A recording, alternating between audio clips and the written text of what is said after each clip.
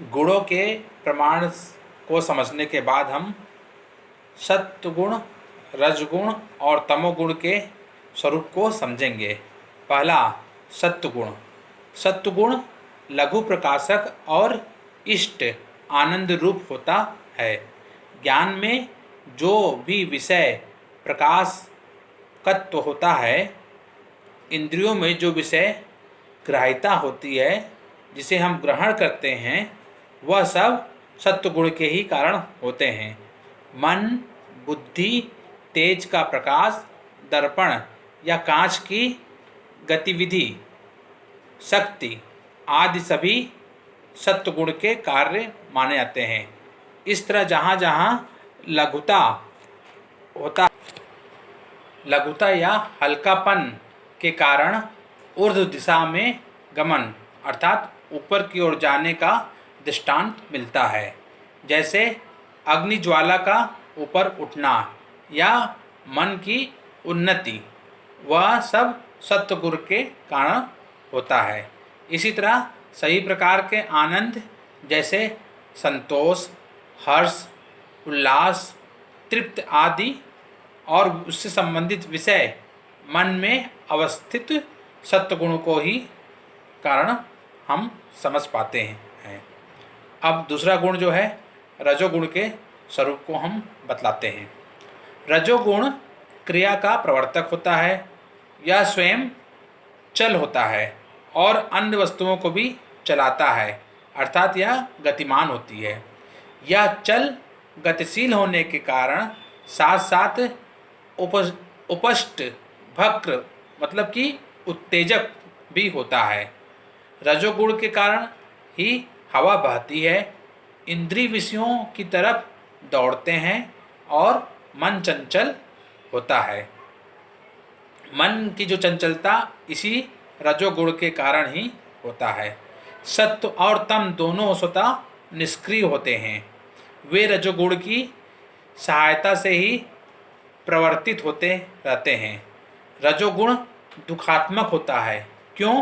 क्योंकि मन जब चंचल रहेगा तो वह विभिन्न प्रकार के दुखों की ओर आकर्षित होगा।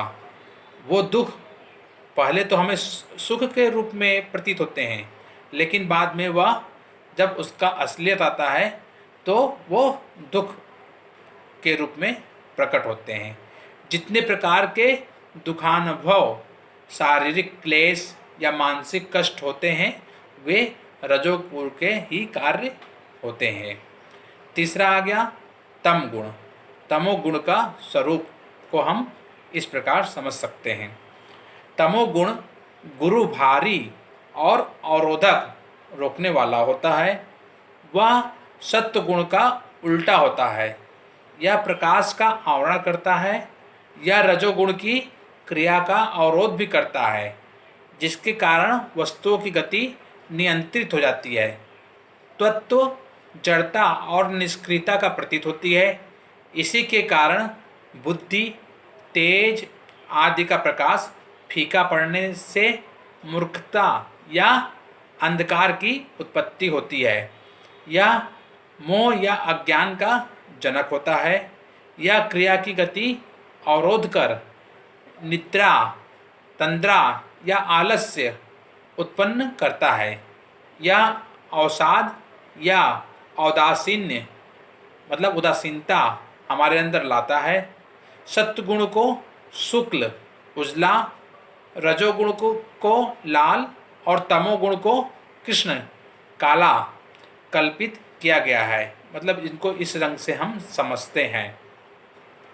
अब हम इन तीनों गुणों के आपस में संबंध जो हैं उसके बारे में चर्चा करेंगे। तीनों गुणों में परस्पर विरोध भी होता है और सहयोग भी। वे सर्वदा एक साथ एक दूसरे से अविच्छेद रहते हैं। उनमें केवल एक ही स्वतः बिना शेष दो की सहायता से कोई कार्य उत्पन्न नहीं किया जा सकता है।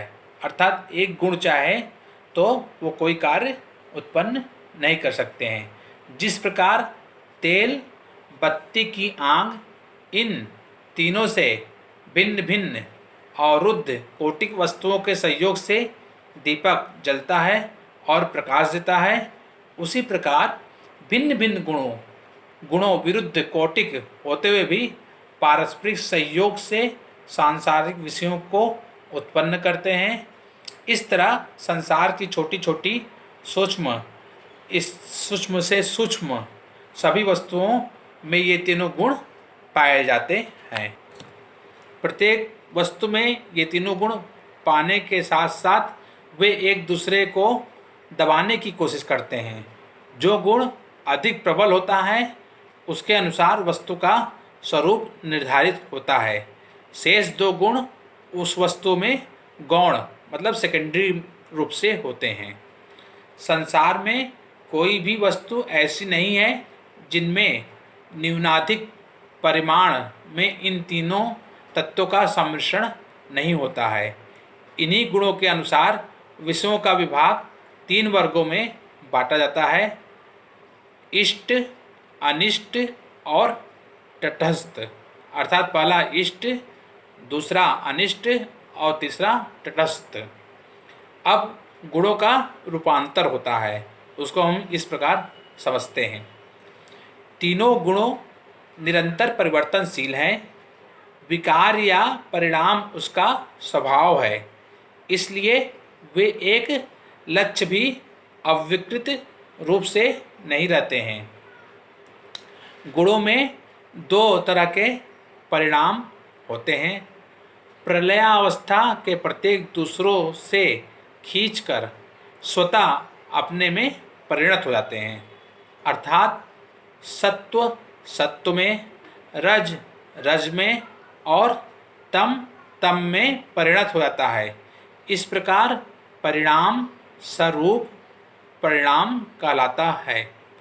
इस अवस्था में गुणों से कोई कार्य उत्पन्न नहीं हो सकता है, क्योंकि वे पृथक रहकर कुछ नहीं कर सकते। जब तक गुण आपस में नहीं मिलते हैं और उनमें एक प्रबल नहीं होता है, अर्थात प्रबलता नहीं पाई जाती है, तब तक गुण आपस में नहीं मिलते हैं। उनमें किसी विषय की उत्पत्ति नहीं हो पाती है। सृष्टि के पूर्व तीनों गुण साम्यावस्था में रहते हैं, अर्थात वे अस्फुटित रूप से ऐसे व्यक्त पिंड रूप में रहते हैं जिसमें न रूपांतर है और न शब्द, स्पर्श, रूप, रस या गंध होता है और न कोई विषय होता है। यही साम्यावस्था सांख्य की प्रकृति है। दूसरे प्रकार हम का परिणाम तब उत्पन्न होता है जब गुणों में से एक प्रबल हो जाता है, अर्थात कोई सत्व गुण प्रबल हो जाए, रज गुण प्रबल हो जाए या तम गुण प्रबल हो जाए। तो ऐसी स्थिति में शेष 2 उसके अधीन हो जाते हैं। जब ऐसा होता है तब विषयों की उत्पत्ति होती है। इस प्रकार का परिणाम विरूप परिणाम कहलाता है। इसी से ही सृष्टि का प्रारंभ होता है।